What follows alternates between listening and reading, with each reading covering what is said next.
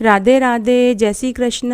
आज मैं आपको श्रीमद् देवी भागवत महापुराण का 7वें स्कंद का यह प्रसंग सुनाने जा रही हूँ। इस प्रसंग में राजकुमारी सुकन्या ने जब च्यवन मुनि की आँखों को एक नुकीले कांटे से छेद दिया तो राजा और राजा के मंत्रिमंडल पर सभी के ऊपर एक अजीब ही व्याधि ने घेर लिया। तब राजा ने च्यवन मुनि से अपनी बेटी सुकन्या के अपराध की क्षमा मांगी।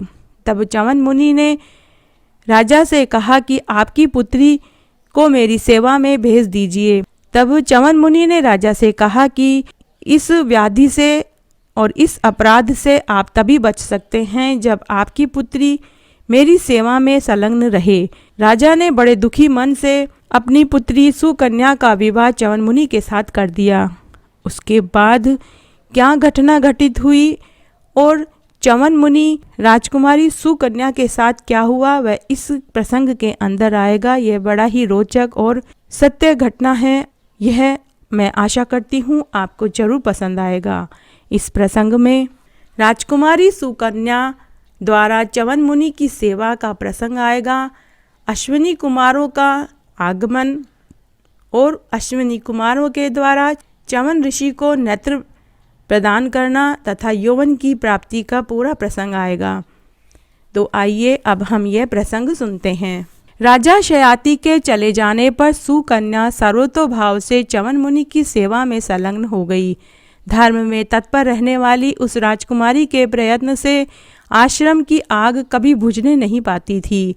वह स्वादिष्ट फल और भांति भांति के कंदमूल लाकर मुनि को अर्पित करती।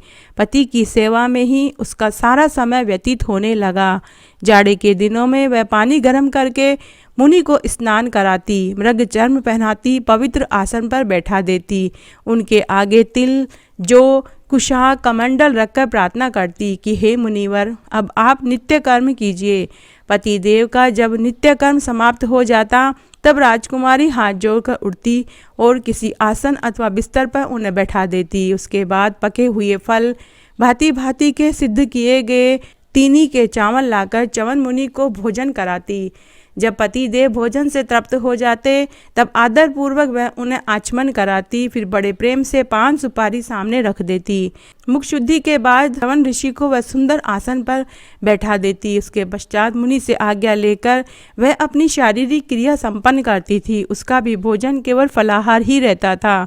फलाहार करके फिर वह मुनि के पास जाती और अत्यंत नम्रता के साथ उनसे कहती कि प्रभु मुझे क्या आज्ञा दे रहे हैं, आपकी सम्मति हो तो मैं अब आपके चरण दबाऊं। इस प्रकार सुकन्या अपने पति देव च्यवन मुनि की सेवा में निरंतर लगी रहती थी। सायकाल का हवन समाप्त हो जाने पर वह सुंदर कन्या पुनः कोमल एवं स्वादिष्ट फल लाकर मुनि को अर्पित करती। मुनि के भोजन से बचे हुए फल उनकी आज्ञा लेकर सम प्रेम पूर्वक खा लेती थी। सुंदर बिछौना बिछाकर उस पर बड़े हर्ष के साथ मुनि को सुला देती। परम प्रेमी पति जब सुखपूर्वक शैया पर लेट जाते तब सुकन्या उनके चरण दबाने में लग जाती। उस समय वह कुल की स्त्रियों के धार्मिक विषय में मुनि से पूछा करती थी। पैर दबाने के बाद जब भक्ति परायणा सुकन्या यह जान लेती कि मुनि सो गए हैं तब स्वयं भी उनके चरणों के पास ही सो जाती थी। गर्मी के दिनों में वह अपने पति च्यवन मुनि को बैठे देखकर वह राजकुमारी ताड़ के पंखे से ठंडी ठंडी हवा करने में उनकी सेवा में जुटी रहती थी। जाड़े के दिनों में लकड़ी इकट्ठी करके मुनि के आगे आग जला देती। साथ ही बार बार पूछती, स्वामिन आप सुख से तो है न? वह ब्रह्म मुहूर्त में उठती, लोटा जल मिट्टी मुनि के पास उपस्थित करके उन्हें शौच जाने के लिए उठाती। आश्रम से कुछ दूर ले जाकर बैठा देती। तब मुनि बैठ जाते तब वह वहाँ से स्वयं दूर हटकर उनकी प्रतीक्षा में बैठ जाती। स्वामी शौच कर चुके होंगे ये जानकर मुनि के पास आती। हाथ पकड़कर पुनः उन्हें आश्रम में ले आती। एक पवित्र आसन पर उन्हें बैठा देती। जल और मिट्टी से विधि पूर्वक मुनि के पैर धोती। फिर राजकुमारी सुकन्या च्यवन मुनि को कुल्ले करवाती। विधि के अनुसार दातुन तोड़कर लाकर देती और उनके पास रख देती। शुद्ध जल, गर्म पानी स्नान करने के लिए मुनि के सामने रख देती। साथ ही बड़ी नम्रता से पूछती, हे ब्राह्मण क्या आज्ञा दे रहे हैं? आपने दंत धावन तो कर ही लिया है, अब गर्म जल तैयार है। मंत्र का उच्चारण करते हुए आप स्नान कर लीजिए। हवन और प्रातः संध्या का वह समय उपस्थित है। अब विधिवत हवन करके देवताओं की उपासना करनी चाहिए। राजकुमारी सुकन्या का अंतःकरण परम पवित्र था। तपस्वी च्यवन मुनि को पति के रूप में वर्ण करके वह तप एवं नियम की मर्यादा का पालन करती हुई प्रेम पूर्वक रीति से मुनि की निरंतर सेवा करती रहती थी। उसके द्वारा अग्नि और अतिथि सदा सम्मान पाते थे। प्रसन्न मुख वाली वह राजकुमारी बड़े हर्ष के साथ सदा सर्वदा च्यवन मुनि की परिचर्या में लगी रहती थी। यही उसके जीवन का एकमात्र ध्येय था। एक समय की बात है, सूर्य के पुत्र दोनों अश्विनी कुमार च्यवन मुनि के आश्रम में आए। उन्होंने देखा सुकन्या जल में स्नान करके अपने आश्रम पर लौट रही है। उसके सभी अंग बड़े ही मनोहर हैं। देवकन्या की तुलना करने वाली उस राजकुमारी को देखकर अश्विनी कुमार उनके पास पहुंच गए और आदरपूर्वक उनसे कहने लगे, हे वरारोहे, थोड़ी देर ठहरो, हम लोग सूर्यदेव के पुत्र हैं। हे शुचिमते, तुमसे कुछ पूछने के लिए हमारा यहाँ आना हुआ है, तुम सच्ची बात बताने की कृपा करो। हे चारुलोचने, तुम किसकी पुत्री हो, तुम्हारे पतिदेव कौन है और तुम यहाँ अकेली ही उद्यान में इस जलाशय पर स्नान करने के लिए कैसे आई हो। हे कमल लोचने, तुम्हारी प्रभा से ऐसे जान पड़ता है मानो सम दूसरी लक्ष्मी का ही पदार्पण हो गया है। हे शोभने, हम ये सब जानना चाहते हैं, तुम कृपा करके बताओ। अब तुम्हारे कोमल चरण विषम भूमि पर ठहरते और आगे बढ़ते हैं, तब उन्हें देखकर हमारे हृदय में पीड़ा होने लगती है। तुम्हारे लिए समुद्र सवारी विमान है, फिर तुम कैसे इस कठोर धरती पर पैदल भटक रही हो। इस वन में तुम्हारे नंगे पैर घूमने का क्या कारण है। तुम राजपुत्री अथवा अप्सरा दोनों में से कौन हो, सच कहो। तुम्हारी माता धन्य है जिससे तुम उत्पन्न हुई हो। तुम्हारे उन पिता को भी धन्यवाद है। हे अनधे, तुम्हारे पति कितने बड़े भाग्यशाली हैं, इसे तो हम कह भी नहीं सकते। हे सुलोचने, यह भूमि देवलोक से भी बढ़कर मानी जा सकती है। इस समय तुम्हारा पैर इस पर पड़कर इसे और भी गौरवान्वित कर रहा है। उन मृगों का भाग्य उदय समझना चाहिए जो तुम्हें वन में देख रहे हैं। ये अन्य संपूर्ण पक्षी भी पूर्ण भाग्यशाली हैं। तुम्हारे पदार्पण से यहाँ की भूमि भी पवित्र हो गई है। हे सुलोचने, तुम असीम प्रशंसनीय हो। तुम्हारे पिता पति कौन है, तुम्हारे पतिदेव कहाँ रहते हैं, हम आदरपूर्वक उन्हें देखना चाहते हैं। अश्विनी कुमारों की यह बात सुनने के पश्चात परम सुंदरी राजकुमारी सुकन्या अत्यंत लज्जित होकर उनसे कहने लगी, मैं राजा शयाति की कन्या हूँ। हे मुनिवर, च्यवन जी मेरे पतिदेव हैं। मैं एक पतिव्रता स्त्री हूँ। पिता ने स्वेच्छा से मुझे इनको सौंप दिया है। देवताओं, मेरे पति की आंखें जवाब दे चुकी है। वे परम तपस्वी मुनि बूढ़े हो चुके हैं। मैं प्रसन्न मन से रात दिन उन्हीं की पतिदेव की सेवा में तत्पर रहती हूँ। आप दोनों कौन हैं और आपका यहाँ कैसे पधारना हुआ। मेरे पतिदेव आश्रम में हैं, आप वहाँ चलकर उस आश्रम को पवित्र कीजिए। हे राजन, तब अश्विनी कुमारों ने सुकन्या का कथन सुनकर उससे कहा कि हे कल्याणी, तुम्हारे पिता ने इस तपस्वी मुनि के साथ तुम्हारा विवाह कैसे कर दिया। तुम तो बादलों में चमकने वाली बिजली की भांति इस वन में शोभा पा रही हो। तुम जैसी सुंदर स्त्री देवताओं के घर भी नहीं दिखाई पड़ती। तुम्हें दिव्य वस्त्र पहनने चाहिए। ये वल्कल तुम्हें सुशोभित करने में असमर्थ हैं। तुम्हें वह नेत्रहीन पति कैसे मिल गया। निश्चय जान पड़ता है कि ब्रह्मा की भी बुद्धि कुंठित हो गई है जो उन्होंने तुमको इनकी भार्या बनाने का विधान रचा। हे सुंदरी, तुम इनके योग्य नहीं हो। तुम राजा की सुकुमारी कन्या हो। तुम्हारे शरीर में अभी सभी सुलक्षण विद्यमान हैं। भाग्य की कमी के कारण ही इस निर्जन वन में तुम्हारा आगमन हो गया है। अश्विनी कुमारों की बात सुनकर मितभाषिणी सुकन्या के शरीर में कपकपी छा गई। उसने धैर्य धारण करके कहा, हे देवताओं, आप लोग भगवान सूर्य के पुत्र हैं। आप सर्वज्ञ एवं देव शिरोमणि हैं। मैं धर्म की मर्यादा का पालन करने वाली एक सती स्त्री हूँ। मेरे प्रति आपको ऐसी कोई बात नहीं कहनी चाहिए। हे सूरवरों, जब पिताजी ने मुझे इस योग धर्मी मुनि को सौंप दिया, तब दुराचारिणी स्त्रियां जिस मार्ग का अनुसरण करती है उस पर मैं पैर कैसे रखूं। ये कश्यप नंदन, भुवन भास्कर, सूर्य संपूर्ण प्राणियों के कार्यों के साक्षी हैं। ये सब कुछ देखते रहते हैं। अतः आपके मुख से ऐसी बात कभी नहीं निकलनी चाहिए। भला एक उत्तम वंश की कन्या अपने पति से विमुख कैसे हो सकती है। इस मिथ्याभूत जगत के धार्मिक निर्णय को जानने वाले आप महानुभाव जहाँ इच्छा हो पधार जाएं, अन्यथा मैं आपको शाप दे दूंगी। मैं पतिव्रत धर्म का पालन करने वाली शयाति कुमारी सुकन्या हूँ। सुकन्या की बातें सुनकर अश्विनी कुमार को आश्चर्य की सीमा न रही। मुनिवर च्यवन के भय ने उनके हृदय को सशंकित बना दिया। उन्होंने सुकन्या से कहा, उत्तम अंगों से शोभा पाने वाली हे राजकुमारी, तुम्हारे इस धर्म पालन से हमारा हृदय गदगद हो उठा है। तुम अपने कल्याणार्थ वर मांगो, हम देने को तैयार हैं। हे प्रमदे, तुम निश्चय समझ लो कि हम देवताओं के वेद्य हैं। तुम्हारे पति को सुंदर युवक पुरुष बना देने की हमें योग्यता है। परम बुद्धिमते बाले, तुम्हारे पति को जब हम अपने सामने स्वरूप बना देते हैं तब तुम हम तीनों में से किसी एक को पति चुन लो। अश्विनी कुमारों की यह बात सुनकर सुकन्या के मन में बड़ा आश्चर्य हुआ। अपने पति च्यवन मुनि के पास जाकर वह उनसे बात करने लगी। सुकन्या ने कहा कि भार्गव वंश को आनंदित करने वाले हे स्वामीन, इस समय आपके आश्रम पर सूर्य के पुत्र अश्विनी कुमार पधारे हुए हैं। मैंने देखा उनके शरीर की आकृति बड़ी ही दिव्य है। मुझ सुंदरी स्त्री को देखकर वे दोनों कामातुर हो गए हैं। हे स्वामीन, उन्होंने मुझे कहा कि हम तुम्हारे पति को नवयुवक, दिव्य शरीरधारी और नेत्र युक्त बना देंगे। इसमें कोई संदेह नहीं है, परंतु एक शर्त है कि जब हम तुम्हारे पति को समान रूप वाला बना देंगे तब तुम्हें हम तीनों में से किसी एक को पति चुन लेना होगा। हे साधो, उनकी बात सुनकर इस अद्भुत कार्य के विषय में पूछने के लिए मैं यहाँ आई हूँ। ऐसे आपत्ति युक्त कार्य के उपस्थित होने पर मुझे क्या करना चाहिए, यह आप बताने की कृपा करें। देवताओं की माया शीघ्र समझ में आ जाए यह असंभव है। उनका अभिप्राय जानने में मैं असमर्थ हूँ। अतः सर्वज्ञ प्रभु, आप मुझे आज्ञा दीजिए, आपके इच्छा अनुसार ही मैं करने को तैयार हूँ। तब च्यवन ऋषि बोले, हे कांते, मैं कहता हूँ तुम अभी दिव्य चिकित्सक अश्विनी कुमारों के पास जाओ। हे सुव्रते, तुम्हें उनको शीघ्र ही मेरे पास ले आने की चेष्टा करनी चाहिए। उनकी बात तुरंत स्वीकार कर लो, इस विषय में विचार करने की कोई आवश्यकता नहीं है। इस प्रकार च्यवन मुनि की आज्ञा पा लेने पर सुकन्या देवश्रेष्ठ अश्विनी कुमारों के पास गई।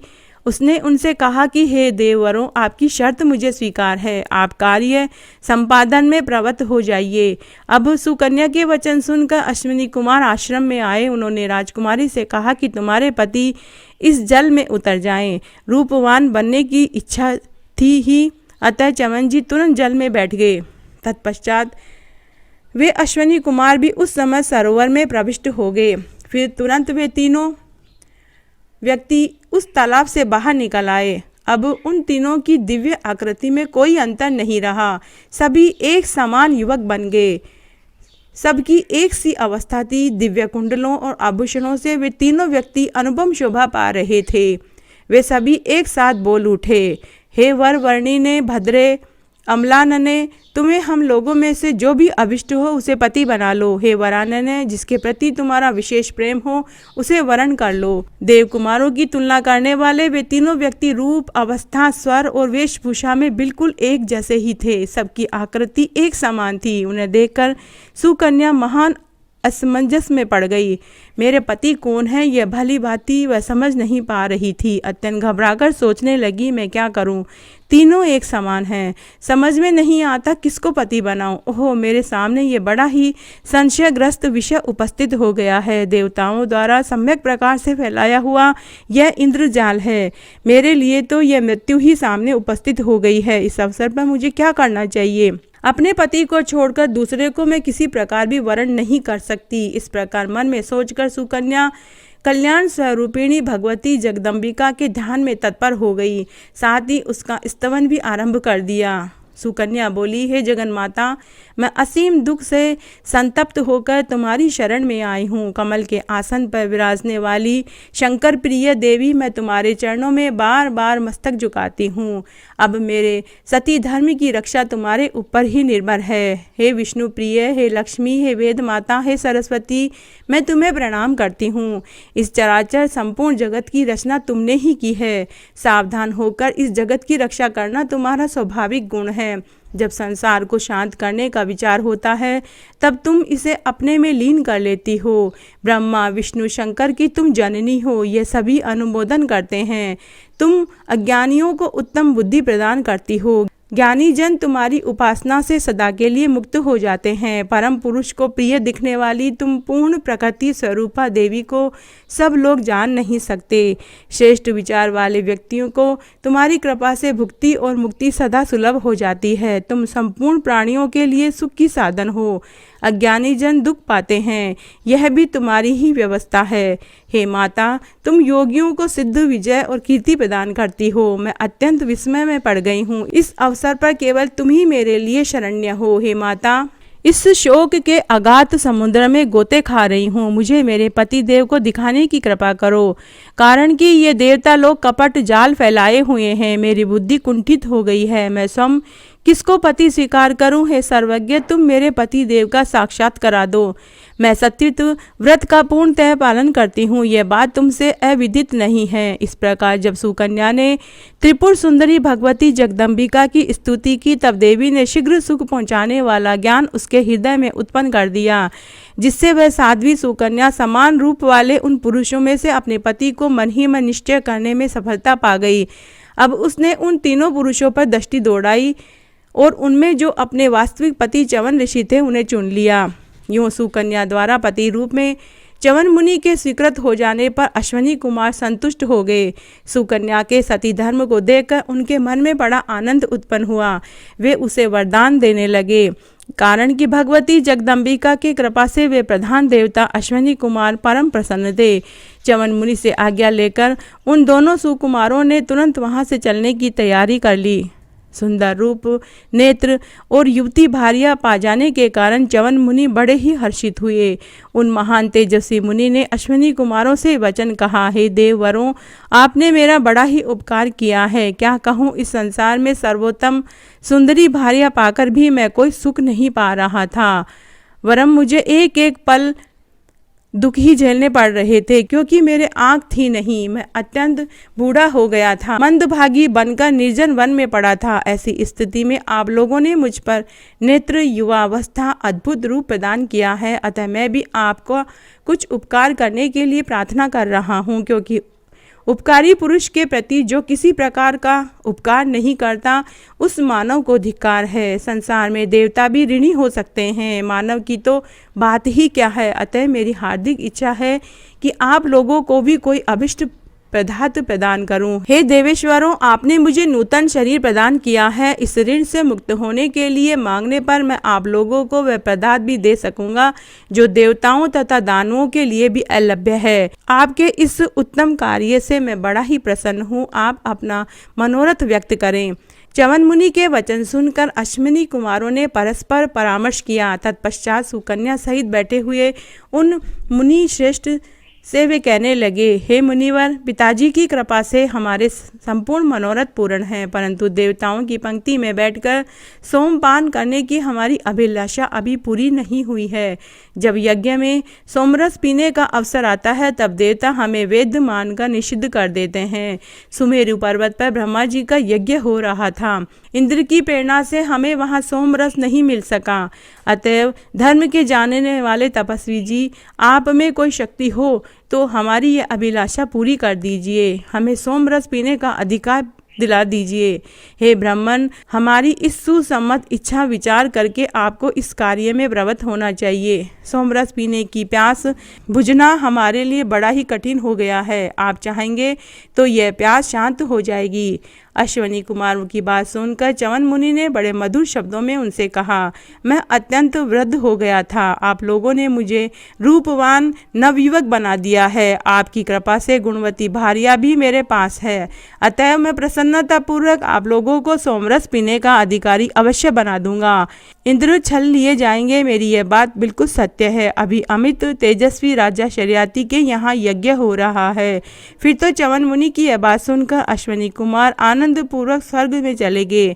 च्यवन भी सुकन्या को लेकर अपने आश्रम में आ गए। इस तरह आज मैंने आपको एक पौराणिक सत्य घटना सुनाई। इस तरह आज मैंने आपको श्रीमद् देवी भागवत महापुराण का यह प्रसंग सुनाया। आशा करती हूँ यह आपको जरूर पसंद आएगा।